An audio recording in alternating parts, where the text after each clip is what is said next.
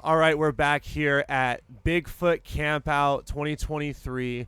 We've got Grippa here and Yo, Digital yo. Bloom, Yo, two killer producers from the Pacific Northwest. Grippa's from Olympia, right? Oh yeah, downtown Olympia, Yeah, right in the heart of it. been there for about like what you said 5 years. Yeah, 5 years. Originally from Auburn, Alabama, and we moved out here I think it was around like 6 or 7 years ago.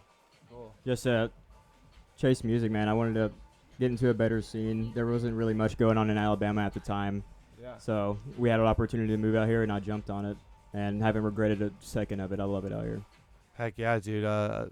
How's the difference in heat and temperature? So How do you feel Alabama is about that? really humid, and it gets hot, and it's thick. It's thick heat. Like you get out of the shower and you're already sweating. Out here, like it's a beautiful heat. It's like clean, crisp air, and the sun is like perfect. It never gets too hot. The only thing is there's no AC in Washington. Most places yeah, don't you're have right. AC, so I'm not used to that. Definitely got to get like a indoor unit and have like 3 fans We going. got for one. me It in the changed. pub. It changed my life, dude. Yeah, you get, yeah. You get a really powerful one. It just Yeah. pumps. Yeah. It just pumps. And then Digital Bloom, Chris, you're from Tacoma, right? yeah. So I grew up in Puyallup, Washington, and spent most of my time in Pierce County. And I did live for about kind of 5 years out of state. I lived in Oregon, Eugene, Oregon, for a while attending University of Oregon, and also spent a year in Australia after that. So, but I found myself back to Puyallup, and we'll probably stay in the Northwest for the foreseeable future. Yeah. So, in your questionnaire, you mentioned that you're a teacher. So, did you go to school for that? I didn't go to school for teaching. It just kind of happened that when I was in Australia, I was kind of desperate for more money, and so I put up ads to do. Australia. Yeah, I spent a year in Australia, and I was working at a Huh. coffee shop part time, and then I ended up putting up ads for tutoring, and a tutoring center actually contacted me and hired me, and I would make more each week tutoring for 10 hours than I would working at the coffee shop for 20 or 25 hours. And so when I got back to Puyallup, I spent time substitute teaching and was offered a position to do a conditional cert where I was able to get or teach while I was in my teaching program, basically. So, yeah, just kind of life happened, and I think it's fun. I teach high school math, mostly 8th and ninth graders this last year. I was a substitute teacher too for a while. It's actually it wasn't that bad. Oh yeah, It's pretty fun. I've also Yeah. taught like music lessons. I'm a trumpet player, so I went to college for it. So like I have some expertise. Like I did that for a while. It was really fun. Just like teaching is like nice. You get to see the growth and the learning happen. Something that's pretty enjoyable. yeah. Substituting, you could choose, at least in our school district, you could choose what schools you wanted to work for, or I would work 3 or 4 days a week and just spend more time working on music. So, was you know, blessing and a curse. Hey, so I got a question for you, Chris. So, with with you being a math teacher and being having your math skills dialed in because you're teaching it all the time. Obviously, like sound like music and like sound design, all sorts of stuff. There's so much math involved in producing music. How do you feel that how do you feel that your math skills have helped you in production? Yeah, well, I think I've always been a music production nerd, or just kind of a music theory nerd. And I was really fortunate to have a music theory class in high school where we kind of talked about different scales and different, and kind of learned the basics of music theory and played viola throughout school. And so I feel like that background, kind of also learning about just how different the wavelengths of frequencies and how the different ratios of or intervals of notes are related to kind of like a mathematical ratio with the frequency, where it's at like a harmonic, or they're basically the waves will be in ratios of each other and sound more harmonious. So, yeah, I think all that's pretty interesting, and it's kind of interesting learning about like the harmonic series and things where the 12 note system that we are using for contemporary music, it is really just kind of each of the intervals are averaged. So even though a perfect fourth and a perfect fifth are the most harmonic notes, they don't necessarily. All of the notes in our normal system are slightly adjusted, and so what you can do is using a harmonic series will make the intervals more perfect, and different things like that. I really nerd out about, and Yeah, like a piano will never be in tune, right? I mean, truly in tune. oh yeah, right. Nice, we got an instrument coming by. Heck yeah. Yeah, but it's love the like addition of so. live music this year. That was great. Yeah, there's also those things that are so tedious that doesn't really make a difference. So usually, it doesn't always, it's interesting to learn about, but then it's also interesting to like go against that or like make dissonant sounds, and so. Yeah, an interesting thing my band director used to talk to us about. We used to every time, every like day before class, we would try to tune a C major chord, and we would just spend time sitting in the chord and just like tuning our ears and our instruments. And like he taught us that like a perfect fifth is like not perfect; it's like 2 cents higher, and like the third has to be lowered like a certain interval. So like most people are never hearing like perfect tuning. Yeah, the perfect intervals. Yeah. Especially in electronic music, it almost never happens because like you're listening to like the tuning that would happen when you like play a piano instrument, rather than like taking those tones and like tuning them perfectly. Where if you were gonna take if you were actually gonna play the chords, you would want to like drop the third like 23 cents or whatever it is, and you would have a much like finer sounding like sound to the chord and stuff, as opposed to. It'll create some more like traction just between the two notes, and you can like they're more defined against each other. Yeah, because you can hear the difference really easily if it's like a choir, because you'll have waves happening, whereas they get right in tune and it's just it's like a perfect tone of 3 voices rather than like kind of vibrating against each other. Yeah, I've been actually using that idea a lot in music production lately, where I won't always tune things perfectly. I'll even like make sounds go down just like 20 or 30 cents just to kind of detune instruments in certain parts, or to make something not sound so monotonous. Like instead of sounding like the same like if you're just doing wubs, you can at least kind of like change them and make them sound like a little more like separate and unique. So that's something that I think helps, is just kind of being more creative about tuning. Yeah, you were mentioning the harmonic series, and I couldn't help but think about like the different like modes, and how I don't think nearly enough producers are playing around with the different like scale modes. Like it's just like Lydian and all these different like styles of scale sounds. It's mostly just what's the one that like the half minor step scale. Yeah, minor scale, like the half step between it's like a diminished scale. Like I'm playing trumpet in my head, but like it's the boom boom boom boom boom boom boom boom like that It's not even minor. I don't know what Is it a harmonic minor or something? Yeah. It's like a I wish I could. Yo, sing that shit again. I think I might know, but I just need to hear it. Like, yeah. No, I wish I could say what the exact mode is, and if I was a little smarter, I would know. But like we hang out in these like, we get like comfortable in these modes, in these like ways of like thinking, because so many people do it that way, and we just kind of like end up in that mold. Whereas like I think there's so many different places to be explored musically. Like I have a classical background. I played like all these like orchestral like pieces over my years in like college and otherwise, and the way they play, they traverse the entire spectrum of music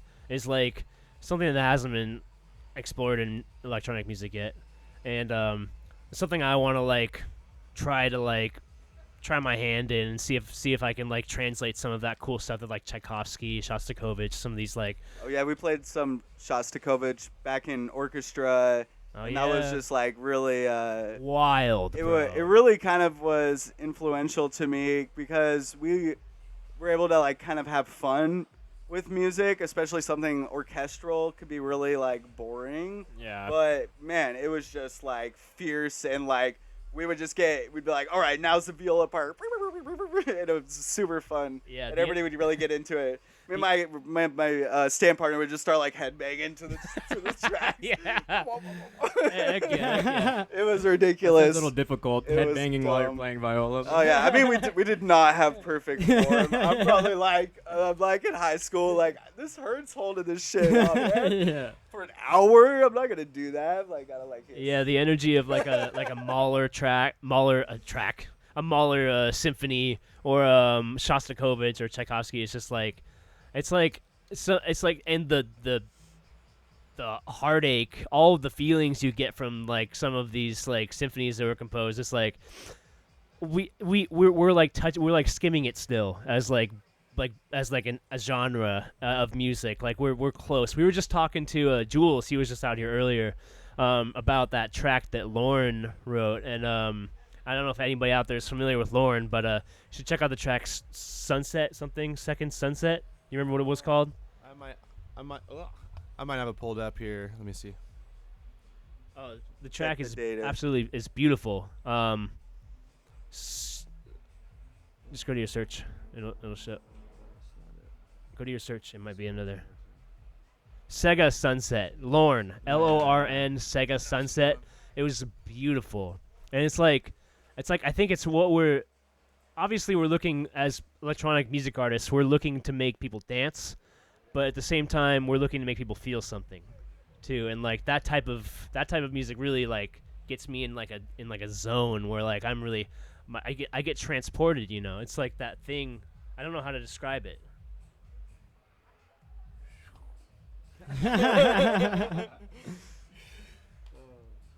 Immerse yourself in the sound. Yeah, absolutely. So, how long have you guys been producing? It's going on 3 years now. It really, my first year, I just kind of messed around with some sounds and resampling and stuff like that, and I really have dove into it the past couple years. And yeah, it's just gonna be going up from here. So, I really didn't have much of a musical background. I wanted to do band, but I did sports most of high school, so I didn't really have time. And graduation, I actually went to my first festival. My buddies just drugged me to this EDM show. I always kind of liked dubstep, but I wasn't like crazy into it in high school. But he took me to this festival, and it just blew my mind, and I never looked back. You And, saw Tipper, right? no, actually, it was a heavier show. It was dubstep. I was like got into dubstep like everyone does. They start with the heavy dubsteps. It was Excision and Knife Party, and MK Ultra. But she goes by Leah Culver now. She's pretty big in Atlanta. What year was that? That was 2015. Ooh. So that was like right in the heart. Actually, G Jones played, and that's the first time I ever like heard of G Jones. Like he actually walked up with us, and I was with a group that knew him, so we talked to him for a little bit, and it was a really good encounter. Yeah. So yeah, it was G Jones and Excision, and then Night Party closed the night out, and it was just mind blowing for sure. And I fell in love with dubstep ever since. So, Excision direct support for Knife Party? So Night Party closed out, but I think Excision was the headliner. Okay. Yeah, he played at like 11, Okay, like yeah. 12, and then Night Party was like 1 or 2 or something, whatever. Yeah, can't I wish I remember was there, exactly. man. Yeah, no, it was crazy. Unfortunately, that festival, I think they stopped doing it like a year after that. I love lineups like that But, because yeah. like you get a really immerse. Like one of my favorite lineups that I've been to is a Seven Lions show where they took you on like a musical journey from like a certain place to and the highest to a peak of energy. Yeah. Yes, I think you might have been with me. The Seven Lions, Kill the Noise, close it out. I don't know. You might not have. I know I met you at a Seven Lions show. Oh, Seven Lions. That was Jason Ross too, and Above and Beyond. Okay. But like, it was this. They started with an observatory set, which was like a lo-fi, like house music, and then it moved on to like Bleep Bloop or something. Oh, I kinda love like Bleep Bloop, Kept yeah. like brought you into this space world of Yeah, acid. this trippy, robot. yeah, I like- love And then I forget who the third artist was, but it was like sort of like lower energy drum and bass, like maybe like what's that drum and bass type called? It's Like liquid DMB. liquid. Yeah, exactly, yeah. Thank you. And then it moved up to Jason Ross, who was kind of Okay. like that up tempo kind of Yeah, trance yeah. almost, but like good vibes. And then Seven Lions played like dubstep and all kinds of like really higher energy stuff. And Yeah, then Kill the yeah. Noise just smashed it with Hell yeah. insane I've seen headbanging. Kill the Noise a few times, man. He's always a good set. Yeah. And for that sure. that like soundscape of taking you through a whole night of different types of music was like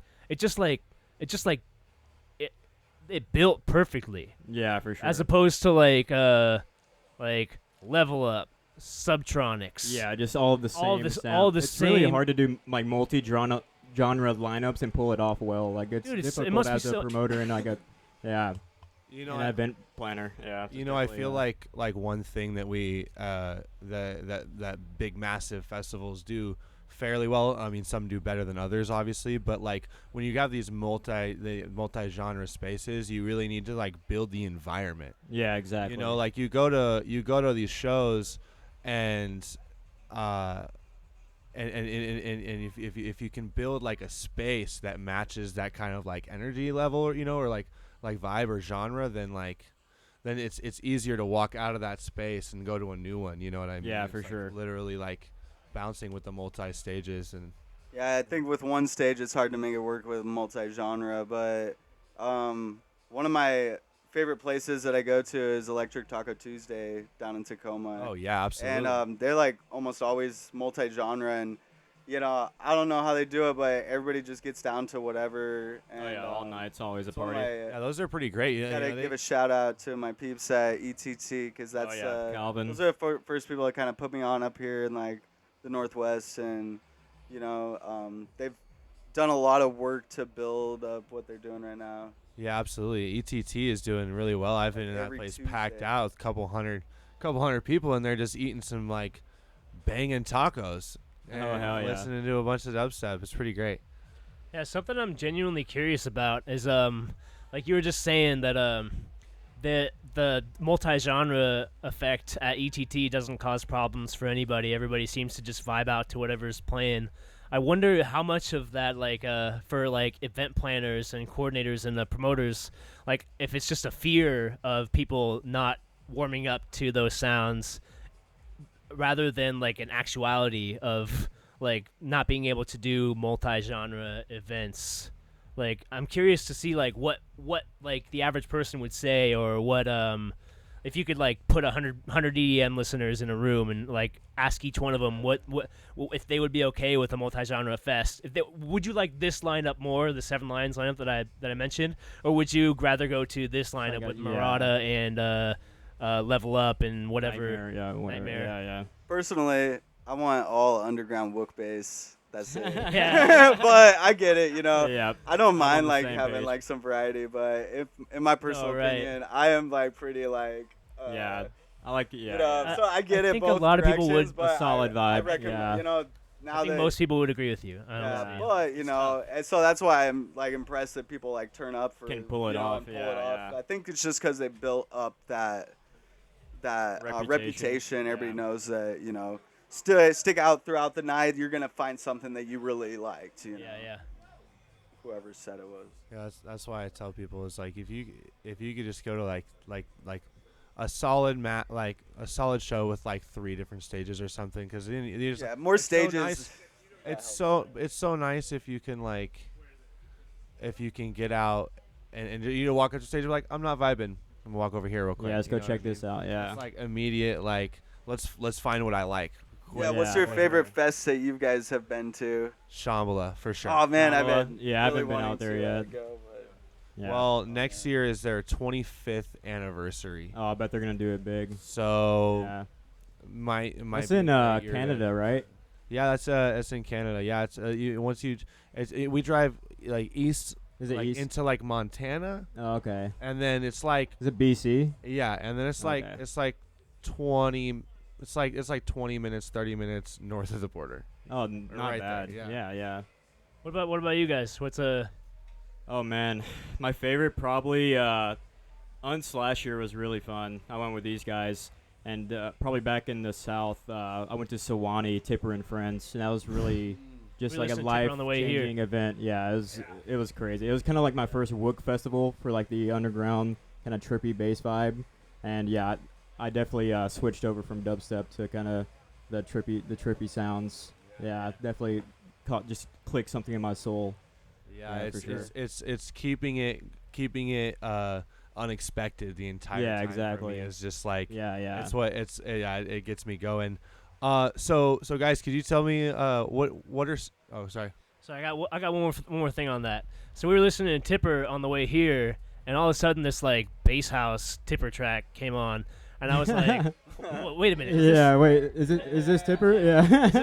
Is this still Tipper? And me and Yeah. Braden are just like, what the fuck? Hell yeah. And for me, like I feel like what that is like the Wook vibes you were talking about, like, but like applying it to these different genres and bringing that sound to the different like beats or whatever it is between the. And I think that's where I can like kind of get my multi-genre kicks. Yeah, even though it's not, yeah, you're not for playing sure. multiple genres. It's It's Yeah. a similar vibe, but it's like, yeah, different tempos, different, yeah. like- So I got a new genre I'm working on. It's like slower drum and bass. So it's more like 150, 160 BPM, almost kind know of that like new Night drum Punk and album? bass. And like Like a halftime- trap, but kind of like Yeah. trap hybrid with that. Have you heard the new Kinda Night what Punk makes me- album? Nah, Bro, he's got You're gonna exactly play what you're talking about. Yeah. That like 150. Yeah. It's like right in that vibe, and I feel like there's definitely a space for that type of music to happen Yeah, right for now sure. for sure. So when can we expect some of that to be released? You got any? Oh man, I think my tracks right now are like kind of, I got some 140 tracks, but I have a couple. A lot of my recent tracks are kind of. Yeah, I've got maybe an EP that I'm hoping to release later this summer.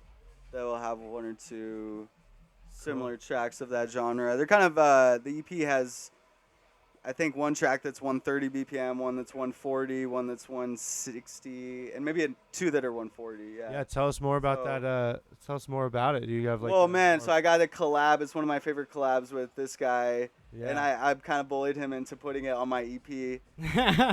But actually, I just said, man, I said Please. throw a feature on there, man. That's all I got. Yeah.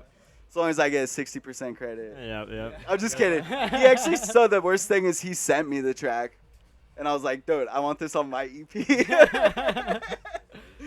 But yeah, it's called Ripple. Yeah. He actually dropped Sweet, it it's last on my night. phone. Yeah, it's on my It definitely phone, but no it service. slapped. Yeah, for sure. All right, guys. So we got this pretty awesome thing here. This is our magical question box. It's a completely. Oh yeah. So yeah, it's Gonna it's take a random draw. surprise. Yeah, we're getting random questions from all the attendees here at Bigfoot. Oh, here we go. Campout. Let's see here.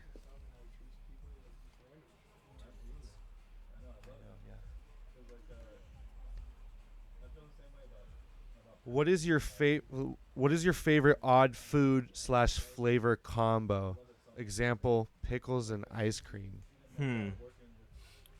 That's a good one. I'd probably have to say like bacon on donuts is really fucking good. Ooh. It's like savory but sweet at the same time. Yeah. Yeah. And you get like the pastry from the donut, but like crispy bacon on top. Yeah. Mhm. Delicious. There was one time I went to a food, the Taste of Tacoma, actually. Oh, nice. And I got it was like a bacon Swiss cheeseburger, right? Yeah. But instead of buns, it was Krispy Kreme donuts. Oh, bro. Sounds like a heart attack, but it sounds delicious. Yeah, and I did it once. You know, I was like, I gave myself. I was like, all right, Braden, Yeah. one time. Yeah. Just gotta try this. That reminds me of one time I had that what's that KFC burger where they put chicken patties on the thing. Yeah. I had two of them one time in high school because I was an idiot. It's like I could feel my arteries just kind of shutting down. That was bad. Well, I don't know. I do this one stupid thing where I'll crush up all my chips and just dump it into my salsa and eat it like cereal. Which is not really a weird combination, but my girlfriend thinks I'm insane. Yeah, it's a weird delivery. Hey, system. that's it's efficient. It's efficient. Yeah. Efficient. Yeah, I eat it with the Not spoon. double dipping. Yeah. Just All right. Well, that's all the time we stir it have. up. Oh man. That was Yeah. Thanks for having us on. Yeah. y'all. Thanks, guys, for sure. Hell yeah.